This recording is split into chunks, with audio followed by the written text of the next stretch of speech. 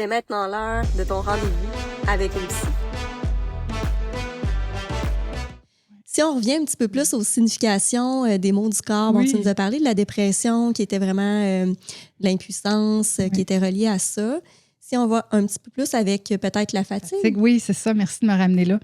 Dans la fatigue en décodage, ce qu'on va retrouver comme stress, c'est que la personne, elle est dans un tournant dans sa vie. Ce que ça veut dire, c'est qu'elle sent qu'il y a des changements à apporter dans sa vie, un choix à faire. Le choix, là, il peut concerner un changement d'emploi, une réorientation de carrière, se séparer, déménager, peu importe ce que c'est. Il y a un choix à assumer et cette personne-là ne se sent pas capable à ce moment-là dans sa vie d'assumer.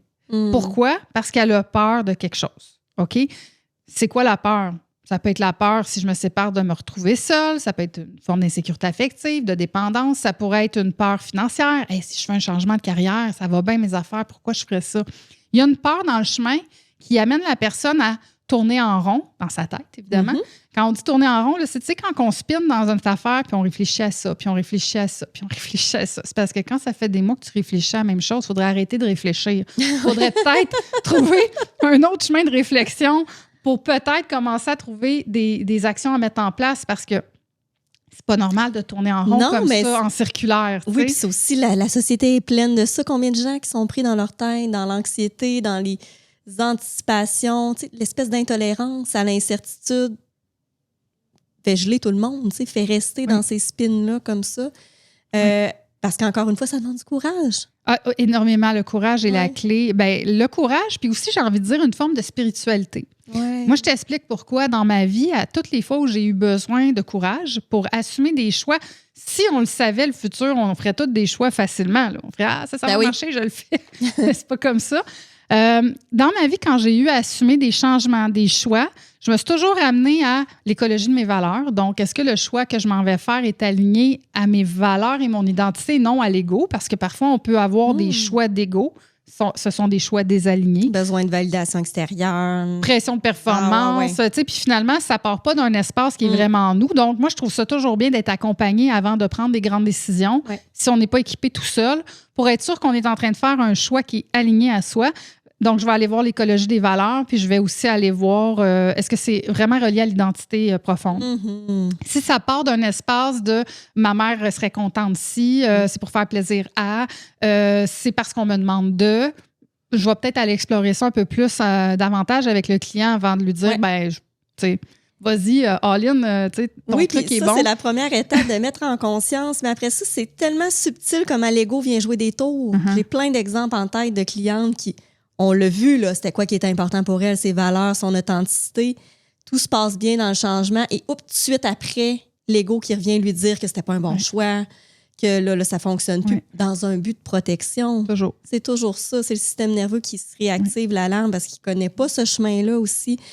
Puis il ne faut pas penser que l'ego est mauvais. Là. Des fois, on diabolise l'ego comme si l'ego, c'est un problème. Non. Mais l'ego, il nous amène aussi à nous dépasser, il nous challenge, puis on se réalise à travers l'ego. Mais dans des choix profonds, là, des grands changements qui partent d'un espace où on veut être vraiment en nous, arriver à identifier qu'est-ce qui est l'ego, qu'est-ce qui est l'identité profonde, ça, c'est intéressant de prendre le temps d'apprendre à se connaître là-dessus. Je reviens à la fatigue. Je vais te parler des surrénales. Quand les surrénales s'épuisent, c'est là où on s'épuise. Hein. Donc, si les surrénales ne fonctionnent pas bien dans le système hormonal, on va tomber à plat. C'est un peu comme une batterie qui se décharge. En décodage, le sens à mettre dans la fatigue, c'est pour la personne qui tourne en rond dans « j'ose pas passer à l'action, assumer le choix, je ne suis pas capable de faire ça ».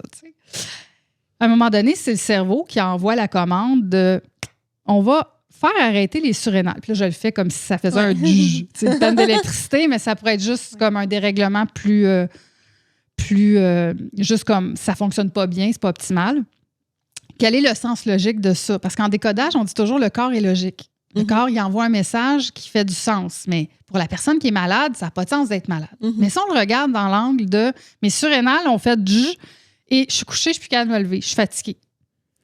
Bien, pour ce qui se passe dans ta tête, le cerveau est aux commandes de tout ça, c'est tu ne pourras pas te tromper parce que tu ne peux plus prendre de décision, tu es brûlé. Alors, comme ton cerveau semble nous envoyer l'info que c'est donc dangereux de prendre cette décision-là puisque tu hésites dedans depuis 6 mois puis ça a donc bien l'air gros, Si je tire la plug de l'énergie puis que tu n'en as plus d'énergie, tu ne bouges plus. Si tu ne bouges plus, tu ne prends pas de mauvaises décisions. C'est intéressant. Toutes les personnes que j'ai accompagnées sur l'aspect fatigue et qu'on est allé explorer ça, c'est quoi l'affaire que tu n'assumes pas dans un choix là, et qu'elles ont compris où est-ce qu'elles devaient développer le courage avec l'alignement des valeurs puis qu'elles l'ont fait, là, c'est comme si le courant repart. Hey, j'ai de l'énergie à matin. Qu'est-ce qui s'est passé? C'est très spécial, mais c'est très rapide quand on est à la bonne place. Ben vraiment, moi, je l'ai vécu personnellement. Quand j'ai changé de travail, j'ai vécu un type d'épuisement. Plus capable de me lever de mon lit. C'est allé très, très loin. Puis là, j'ai fait, OK, là, je rentre plus. Là, j'avais une réunion le matin. Grosse migraine. Mon corps était complètement à plat. Mais ça faisait des mois que je luttais dans un système qui était à l'opposé de mes valeurs. Puis je m'ostinais à rester là encore et encore et encore et encore. Mais c'était juste plus ma place, tu sais. Et le jour où j'ai accepté ça, l'énergie est revenue. Puis tu nommes quelque chose de vraiment pertinent. Je vais te donner un exemple, OK? On est dans le monde des affaires aussi. Hein? On a des entreprises dans le bien-être et tout ça. Et j'en ai fait là, du travail où ce que c'est, j'ai envie de dire, déséquilibré dans ma vie. Tu sais, comme, OK, il y a beaucoup d'heures, là, plus que quand j'étais salariée. Ouais. Pourtant, j'ai jamais même mis l'orteil dans le burn-out ou dans la fatigue. Pourquoi? Parce que tout était aligné. Exact. Donc, ça veut dire que c'est... Là, je suis pas en train de dire à tout le monde de se dérégler dans l'équilibre de vie en faisant trop de travail. Mais ce que je veux dire, c'est que il y en a qui pensent que c'est j'ai trop travaillé. Non. C'est pas là. C'est pas dans j'ai trop donné d'énergie. C'est si tu donnes de l'énergie dans quelque chose qui est désaligné ou qui te remet en question dans tes valeurs, dans ce que tu souhaites. Là, s'il y aurait beaucoup, beaucoup de temps mis là, mais qu'en plus, t'es pas bien intérieurement, c'est là qu'on observe ça. Mais un performant qui est aligné, qui tripe sa vie, qui est plein de passion, il y a du gaz. Exactement. C'est impressionnant de voir cette nuance-là. Ben, merci, puis c'est important de le nommer parce que ça, il n'y a pas grand monde qui savent ça. Puis moi, quand j'ai su cette affaire-là, j'ai fait, mon Dieu, que ça fait du sens. Puis pour l'avoir expérimenté, c'est tout à fait vrai. Puis moi, dans ma capacité, je fais pas du 70 heures, on s'entend. J'essaie de mettre un équilibre dans tout ça, mais c'est vrai ce que tu nommes. Quand tu es passionné par tes projets, ça te dérange pas d'aller travailler, tu as hâte d'aller travailler. Puis ça, ben il y a de l'énergie qui circule, en fait. Oui. Puis, il faut quand même rester gardien de notre équilibre. Là. On sait que c'est pas... il faut dormir. Ben oui. Là. Il y a des choses, mais quand même, pour ceux qui sont inquiets parce qu'ils ont touché au burn-out dans leur vie, à l'épuisement, là, des fois, on entend ça, et là, j'ose comme plus rien faire, là, qui serait comme pas équilibré. Des fois, devenir éduqué dans ce sens-là, si tu es dans une passion, de l'alignement, ça fit avec tes valeurs, l'énergie, elle est là, en autant que oui, tu t'offres quand même des pauses, là, mais c'est pas du tout le même enjeu. C'est pour ça que c'est tellement important d'aller revisiter son passé, ses patterns, mais surtout ses valeurs. Qu'est-ce qui t'anime? C'est quoi tes désirs? Puis de ne pas laisser ça dans un espace de fantasme ou de rêverie, mais de passer à l'action, que ce soit un petit pas à la fois. Comme tu dis, pour le système nerveux, ça ne sert à rien de faire des gros changements très rapides parce que ça ne marchera pas. Mais d'y aller vraiment, d'identifier tranquillement, pas vite. Fait que c'est pour ça que c'est intéressant d'être accompagné, justement, d'avoir une personne extérieure qui peut t'aider à aller chercher tes propres réponses, ta propre vérité, parce que la mienne est différente de la tienne. Exact. T'sais. Et aussi, donc, d'être accompagné par des gens qui ont ce niveau de conscience-là qui est on prend le pouvoir sur personne. On aide à faire voir, à mettre en lumière ce qui est nécessaire par des questions. Mais c'est tellement important que les gens retrouvent du pouvoir personnel parce qu'on en a énormément laissé à travers notre évolution sociale. Là. Ça a d'abord été la religion, le prêtre. Après ça a été les médecins. Après ça, il y a tellement de pouvoir qui est remis à l'extérieur. Les gens, je pense qu'ils ont à s'éduquer, puis pas nécessairement en passant par les grandes institutions. Là, on peut s'éduquer en lisant. Aujourd'hui, là, l'information est accessible de partout. On peut tellement plus être autonome qu'avant. Puis ça aiderait la société en général. Hein. C'est pas juste chaque individu. Là, donc, oui. Puis, tu sais, toi, tu le visites le passé par ton côté psychologue. Moi, je vais plus amener les gens à se voir, mais aussi à partir du présent, tu sais, des valeurs, là. Ça change toute la vie. Tu sais, on peut les revisiter à chaque année. Ça ne change pas de façon drastique. Moi, j'ai des valeurs spirituelles, vont être là toute ma vie, j'imagine. Tu sais, mais des fois, ça change dans la hiérarchie des valeurs. Tu sais, des choses qui étaient plus importantes quand j'avais des jeunes enfants. Là, ils arrivent vers l'âge adulte. Tellement. La hiérarchie des valeurs change. Je peux faire des choix différents. Moi, je trouve que c'est un exercice à faire régulièrement. Ah oui, vraiment. Surtout dans le rôle d'une femme, je trouve. Là, à travers. Il y a tellement de rôles. Moi, j'appelle ça des saisons de vie. Tu sais. C'est sûr que quelqu'un qui est avec des jeunes enfants n'a pas la même réalité que quelqu'un qui qui est proche de la retraite ou que les enfants sont plus élevés. Fait que c'est vraiment tout le temps à regarder qu'est-ce qui est important pour toi dans le ici maintenant. Oui. Qu'est-ce qui fait du sens? Puis moi, je reviens tout le temps au sens parce que c'est ça qui évolue, qui bouge aussi. Ce qui faisait du sens, je sais que tu as été un petit bout de temps maman à la maison, c'est ça qui faisait du sens à ce moment-là. Oui. Ta valeur maternelle, puis après ça, ben, ça a été autre chose. Oui. Mais ça, il faut être à l'écoute de ça, puis pas être dans la rigidité, d'amener C'est ça, puis pas dans comment la société pense et réfléchit comme... Parce qu'on est tous différents, mais encore là, pour s'autoriser à penser autrement, il faut un peu d'éducation. C'est comme si personne ne nous a jamais donné cette possibilité-là, mais on ne sait pas réfléchir. Ouais. Comme si le chemin n'a pas été tracé. On commence à avoir de ça, à amener les gens à réfléchir, à avoir une idée différente, à peut-être même déranger parfois dans leur vision. C'était pas là il y a quelques années, ça. Là, on le sent, là, cette espèce de hey, moi, j'ai envie là, d'être le premier gardien de ma vie, d'exister. Si ça fait pas l'affaire là, ça va faire l'affaire là, puis c'est correct, mais on n'a pas été amené. En tout cas, moi, si je parle de moi, mon chemin d'éveil, mon évolution, ma croissance personnelle, elle s'est faite bien après l'université. Ah, ben oui. Je suis pas du tout la même intervenante que quand j'ai été diplômée en psychoéducation quand j'avais 23 ans. Là, ça n'a rien à voir, il y a un monde. Mais ce que j'ai appris, c'est à travers des multiples formations qui m'ont aidé à être une meilleure personne pour moi-même. Là. Ouais. Pour moi-même. Oui, mais il y a ça aussi. Il y a comme deux affaires. Je pense que c'est intéressant parce que toi, tu es capable quand même de savoir qu'est-ce qui est bon pour toi, d'aller chercher des formations qui sont vraiment alignées. Mais il y a pour d'autres gens que c'est beaucoup plus difficile. Puis il y a tellement d'informations. Il faut faire attention aussi parce que la surinformation aussi, ça amène encore des fois de se perdre de vue complètement parce que là, qui dit vrai là, dans tel professionnel? J'ai beaucoup de clientes qui sont prises là-dedans. Savoir, mais là, tu sais, j'apprends des choses avec toi. Après ça, j'apprends des choses. J'ai une psychoéducatrice pour mon garçon, c'est autre chose. Puis il y a toutes sortes d'approches, toutes sortes de méthodes, mais c'est toujours de se ramener à soi. À soi.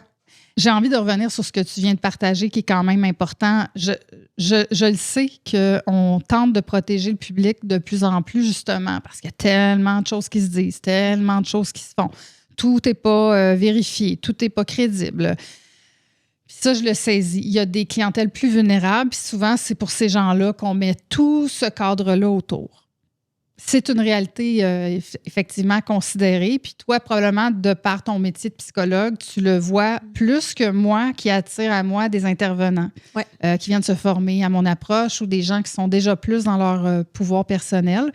Je pense qu'il faut considérer ça dans nos réflexions. Hein, parce que, tu sais, l'échange qu'on a là, Marie-France, c'est pour amener justement les gens à réfléchir, pour qu'on, doucement, on s'ouvre à une perspective d'un pont pour une médecine intégrative. Puis, mais je pense que ça commence par de la discussion comme on a là. Et oui, tu as raison. Il y a des gens qui peuvent se perdre entre tout ce qui se dit, tout ce qui se fait. Mais c'est quoi la solution? Encore là, c'est de donner trop d'importance à l'extérieur de soi. Puis on revient encore à la conscience. De prendre conscience de qu'est-ce qui est important pour toi. Puis des fois, ce que je dis aussi à mes clientes, puis je suis une des premières des fois à être prise dans ce piège-là, c'est exemple de me surinformer ou de mettre trop de podcasts dans mes oreilles. Et ça fait du bruit qui n'est pas toujours nécessaire. Fait que quand tu prends conscience, OK, pourquoi je fais ça? Est-ce que c'est pour éviter quelque chose à l'intérieur de moi? Est-ce que c'est pour remplir quelque chose qui n'a pas besoin d'être rempli? Est-ce que c'est par insécurité ou c'est parce que c'est vraiment ça qui me tente de faire? Fait que, tu sais, des fois, ça, juste de se poser la question, c'est pourquoi je consomme? Oui. Parce qu'il y a comme quelque chose d'addictif aussi à ça. Et il y a quelque chose qui peut te faire perdre ta puissance personnelle, en fait, ton leadership. Puis, exemple, dans ton rôle de maman, qu'est-ce qui est bon, qu'est-ce qui est mauvais, mais pourquoi tu te rediriges tout le temps vers l'extérieur? Des fois, c'est pratique de savoir ces connaissances-là. Puis des fois, ramène-toi à ton instinct maternel. Ça, je pense que c'est important aussi de le dire. Vraiment. Puis, de toute façon, c'est ça la voie qu'on veut pour les gens, c'est qu'ils retrouvent leur pouvoir personnel. Il y a des gens qui ont eu soit pas beaucoup au niveau affectif dans leur histoire de vie. Donc, déjà, ils ont des grands manques. Certains manquent d'éducation. Il y a plein de raisons qui font qu'on ne se fait pas confiance dans notre propre guidance. C'est sûr, pour ces gens-là, il y a tout un chemin à faire parfois ou à être accompagné, surtout pour aller chercher la validation du parent bienveillant qu'ils n'ont pas eu. Ça fait partie d'une démarche pour certains parce qu'on le voit, on a besoin d'être validé quand on est jeune. Hein? C'est par la validation extérieure, la reconnaissance, l'amour qu'on se construit. Il y a des adultes qui arrivent dans nos bureaux ou même dans mes formations, puis on le voit que pour qu'ils arrivent un jour à s'auto-valider, ils vont devoir être validés par un intervenant ou une personne bienveillante qui est au courant de tout ce qu'on parle là pour qu'éventuellement ils puissent s'auto-valider. Mais ça, quand c'est un enjeu qui est là pour quelqu'un, tout ce qu'on a jasé depuis le début du podcast, il y en a pour qui c'est comme un Everest, ça, là, parce qu'ils ne sont pas rendus à la capacité de s'auto-valider. Des fois, il y a de l'accompagnement à ce niveau-là avant, mais ça reste que ça devrait être ça quand même, notre objectif, que les gens arrivent à se rendre là. Oui, puis d'arrêter aussi de tout voir comme des vérités absolues. Oui. Moi, je dis toujours, quand c'est une vérité pour toi, en autant, on ne tuera pas personne, on ne fera pas du mal, là, mettons qu'on y va avec quelque chose de sain. C'est-tu léger ou c'est lourd en dedans de toi? Cette simple question-là, hein, c'est-tu léger ou c'est lourd? Il y en a même qui ont de la difficulté à répondre à ça. Ferme tes yeux, là, respire. C'est une brique? C'est comme léger comme le vent? C'est quoi que ça te fait? Quand c'est léger, c'est un bel indicateur qu'il y a quelque chose de le fun pour toi. Si c'est lourd, on pourrait peut-être l'explorer. C'est simple, hein? Mais des fois, juste cet exercice-là, où ça te met-tu de la joie, ce qu'on est en train de parler là? Tu sais, ce choix-là ou cette discussion-là qu'on a, là, où tu vas aller dans ta vie, quand tu te fermes les yeux puis que tu t'introspectes, ça amène-tu de la joie? Ça te donne-tu envie de sourire? Ça te donne-tu envie de t'émerveiller? Ou ça t'alourdit, ça te rend triste? C'est simple, là, ces questions-là. Puis, tu sais, là, j'ai même volontairement fermé les yeux. Moi, souvent, quand je me pose des questions, je ferme mes yeux. Là, je me coupe parce que c'est en dedans. La guidance, là, est en dedans. C'est ça, la vérité, en fait. Ta vérité à toi, tu le sais ce qui est juste ou pas pour toi. Oui, tellement. C'est intéressant. J'essaie de voir, y a-t-il d'autres angles qui seraient intéressants qu'on regarde? Au niveau de la fatigue, comme je te dis, c'est vraiment d'aller identifier, tu sais, si je le décortique étape 1, va identifier l'enjeu qui te remet en question présentement dans ta vie. La situation. Est-ce que c'est un changement de travail? Est-ce que c'est un changement dans le couple? Il y a quelque chose que tu voudrais changer, et tu le sais, là. Tu rêves de cette affaire-là ou tu es tanné de cette affaire-là, mais tu fais juste chialer là-dessus ou spinner là-dedans. Ça, c'est ta réponse ça, c'est mon élément à travailler. OK? Après ça, qu'est-ce qui fait que je passe pas à l'action? Aller identifier tes peurs. C'est l'étape 2. Parce qu'on peut changer que ce qu'on conscientise. Si je suis pas en conscience, je peux bien dire que je passe pas à l'action. J'ai peut-être même pas conscience que j'ai peur de quelque chose, en fait. Fait que c'est quoi ta peur? Puis souvent, c'est pas des peurs comme dans le monde préhistorique de se faire bouffer puis de survie. Ça peut être des peurs plus de l'ego, tu sais, la peur de l'échec, la peur de l'humiliation, la peur... peur d'autonomie. Oui, la peur de la performance, la peur d'avoir à maintenir un haut niveau de performance. Des fois, c'est aussi la survie, la peur qu'un changement amène de l'insécurité financière. Des fois, ça peut aussi être ça, mais aller l'identifier.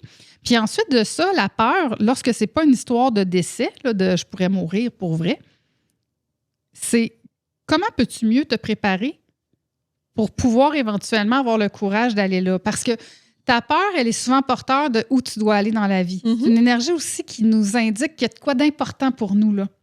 Alors, si on voit la peur pas comme un ennemi à abattre, mais plutôt comme... un next step. Là, il y a quelque chose là qui est important. Je pourrais me donner combien de temps pour être capable d'y aller? Puis à quoi je dois me préparer pour avoir le courage? Ça peut être de rencontrer quelqu'un dans les finances si c'est de l'insécurité financière. Ça pourrait être... de me questionner avec une psychologue parce que j'ai une décision de couple à prendre. Ça peut être n'importe quoi, mais quelles sont les étapes que je pourrais mettre en place pour mieux me préparer? À partir du moment où j'ai décortiqué ça, il me reste à passer à l'action. Exact. Puis habituellement, la personne, elle sort de son truc où elle était dans l'impasse d'assumer le choix. Tu sais. Et là, la fatigue s'en va. Est-ce que c'est un peu la même chose? Parce que j'essaie de voir les symptômes qui sont beaucoup chez ma clientèle physique sur les tensions physiques, problèmes gastro-intestinaux. Oui. Le système digestif, là, c'est sûr, je ne te passerai pas chaque organe du système digestif parce qu'on en aurait pour 2 heures, mais le système digestif, dans l'ensemble, c'est le truc qui ne passe pas. Et le truc qui ne passe pas, moi, je dis tout le temps, c'est comme si on mettait une petite ligne, là, puis qu'il y avait un mot à deviner. C'est quoi la patente qui ne passe pas? OK? Et c'est un langage qu'on utilise au niveau du Québec, là, tu sais, ça passe pas, cette affaire-là. Tellement. Ça passe pas, ça veut dire je peux pas accepter ça. C'est impardonnable. C'est dégueulasse qu'on m'ait fait ça. Impossible que quelqu'un m'ait fait ça. Tu sais, l'incapacité d'accepter une situation, tu es dans le système digestif. Plus tu es bas dans ton système digestif, mettons qu'on parle côlon, là, plus ça t'écoeure. Plus c'est haut, plus c'est propre. Tu sais, je vais dire ça comme As-tu ça. des exemples? Là, rapidement de même, je veux pas cibler personne. Tu comprends? Quand tu me demandes ça vite de même, je veux pas aller dans une histoire spécifique. Je vais te donner un exemple que je donne dans mes cours. D'accord? Fait qu'on va dire que la personne elle a un trouble à l'estomac. C'est assez fréquent. Douleur. Là, encore là, va voir ton médecin. Là. Moi, je ne remplace pas un médecin. Là, on est dans l'exploration des émotions. OK? Alors, j'ai mal à l'estomac. La question que je dois me poser, c'est qu'est-ce qui passe pas? Fait que je vais te donner un exemple d'un... J'invente un personnage, on va l'appeler Roger. Roger se lève un matin, c'est un monsieur retraité, puis lui, c'est tout le temps sa petite routine, il se lève, il va dans sa porte patio, il regarde sa grande cour parce qu'il vit en nature, puis après ça, il déjeune avec sa femme, puis tout ça. Fait que ce matin-là, il se lève, il rouvre la porte patio et il y a des nouveaux voisins qui sont là et ils ont fait installer une clôture. Mais Roger, lui, ça fait 20 ans qu'il est là et lui, ce qu'il y avait, là, c'était un paysage extraordinaire. Là, lui, ça passe pas, là, cette clôture-là. Là. Puis il est désorganisé intérieurement. Là. C'est comme un drame. Là. Il y a mort d'homme. Là. Tu comprends? Je veux vraiment que tu vois un peu l'énergie du personnage. Ouais. Et il n'y a pas de solution parce que c'est pas sa clôture. Puis le gars, il a le droit de mettre ça sur son terrain, mais ça l'impacte. Lui, il est dérangé. Là, Roger, il part un stress émotionnel. Puis il fait une fixation sur sa clôture. Ce qui passe pas dans l'estomac, l'affaire qui se digère pas, c'est quoi? C'est le fait qu'il ne peut pas voir sa nature. Mais ce qui ne gère pas, c'est la clôture. La clôture, oui. Mais l'estomac, lui, là, si on regarde cerveau-estomac, il n'y a pas une clôture pour vrai dans l'estomac. C'est symbolique. Ouais. Mais l'estomac qui sert à digérer va essayer de digérer la clôture. Si Roger n'est pas en conscience de ça, l'estomac pourrait essayer de digérer une clôture pendant 20 ans. Là. Alors, on a des troubles d'estomac. Ouais. Fait que c'est quoi le chemin que Roger a à faire? Où il s'en va dans une solution de dépassement qui est comment accepter, comment faire le deuil, comment être en résilience, tu sais, chemin de dépassement. Ouais. Il n'y arrive pas au chemin de dépassement, le Roger, il ne pourra pas aller là. Solution pratique, il déménage. Il va se trouver un autre terrain qui n'a pas de clôture, tu sais. Ouais. Alors, moi, je dis toujours, en décodage, il faut que la personne solutionne son conflit. Fait que, ou tu y vas par la voie du dépassement, qui est selon moi la bonne voie, parce que s'il déménage, il pourrait se retrouver avec une autre personne qui un jour va mettre une clôture. Plus le chemin de l'acceptation. Oui. Okay. Ouais, la paix, la sérénité, l'acceptation. C'est souvent ça le plus gros défi de tous mes clients parce qu'un coup qu'on a ciblé, c'est quoi le problème? Ici, c'est une clôture. Puis évidemment, des fois, c'est dur à accepter, oui. Oui, là, c'était correct. Pour la personne qui vit l'enjeu, là, c'est un Everest. Hein? Ça serait tellement facile si on donnait le problème de l'un à l'autre. Parce qu'on n'a pas les mêmes enjeux, on n'a pas les mêmes histoires dans notre passé, ce qui fait qu'on ne réagit pas aux mêmes choses. Pour quelqu'un, il dirait, on s'en fout de la clôture. Non, mais ça, c'est quelqu'un qui vit à Montréal, puis qui a plein de clôtures partout, puis lui, c'est un détail. Mais pour celui qui vivait sur le bord d'un lac depuis sa jeunesse, puis qui n'a jamais vu ça, une clôture, pour lui, c'est un drame. Tu sais. Alors, on ne peut pas juger des stress émotionnels des gens, c'est notre histoire. Tellement. Tu sais. Oui, puis ça, c'est important aussi qu'on a, parce que je le vois beaucoup dans... c'est quelque chose que je vois beaucoup, tu sais, mais je devrais pas, tu sais, me plaindre de ça, il y en a des pires que moi, mais ça se juge tellement pas des émotions, des vécus émotionnels, puis c'est super... J'aime ça que tu l'amènes, ça, parce que il y en a qui vont se culpabiliser avec ça, il y en a qui vont se taire, il y en a qui vont refouler des choses, il y en a qui vont développer des problèmes physiques aussi. Mais il n'y a rien qui se compare, en fait. Ouais. Chacun a droit à son vécu. Fait que, je pense que ça conclut l'épisode. Je pense que ça a été vraiment une très belle discussion, riche. Merci beaucoup, beaucoup de ta générosité, de ton partage. Puis j'espère vraiment que ta mission, notre mission, que vraiment il y a quelque chose de plus... Le pont que tu parles, que tu imagines, qui s'installe aussi dans la conscience collective. Et l'ouverture des gens à autre chose, à être curieux, comme tu nommes, être curieux de soi, en fait, de qu'est-ce qui est bon, qu'est-ce qui est important pour soi, de se poser les bonnes questions. Oui. Je pense que juste ça, là, ça ferait une énorme différence. Puis moi, j'ai envie... Premièrement, je te remercie de m'avoir reçu parce que pour moi, c'est important qu'on entende parler de ça. Oui. Et oui, il faut de l'ouverture, assurément, de la curiosité, un envie de s'ouvrir à l'autre. Oui. Mais l'enjeu majeur, je crois que c'est l'enjeu des peurs. De part et d'autre, en sciences ou en médecine douce, les médecines douces ont peur des ordres, de tout ça, pour certains, des lois. Et au niveau de la science, ils ont peur de ce qu'ils ne connaissent pas. Je crois que la solution est dans l'éducation. Plus on va créer des conversations comme ça pour se faire connaître de part et d'autre, avec honnêteté, avec ouverture, mais une vraie ouverture, pas une ouverture d'ego, là. Plus on va venir faire, je crois, du ménage dans cette énergie de peur-là qui fait qu'il y a autant de fermeture. Alors, je te remercie d'avoir contribué à ma mission à moi en m'invitant sur ton podcast à toi pour qu'on puisse parler de ça. Puis j'espère que de plus en plus, on en entendra parler. Parce que je crois qu'il y a une partie de la solution dans notre système de santé et les services sociaux et aussi dans le privé, mais dans tout ce qui se fait là, pour aider au Québec. Je crois qu'il y a une solution collective dans la médecine intégrative. Exactement. Plaisir partagé. Merci beaucoup. Merci à toi.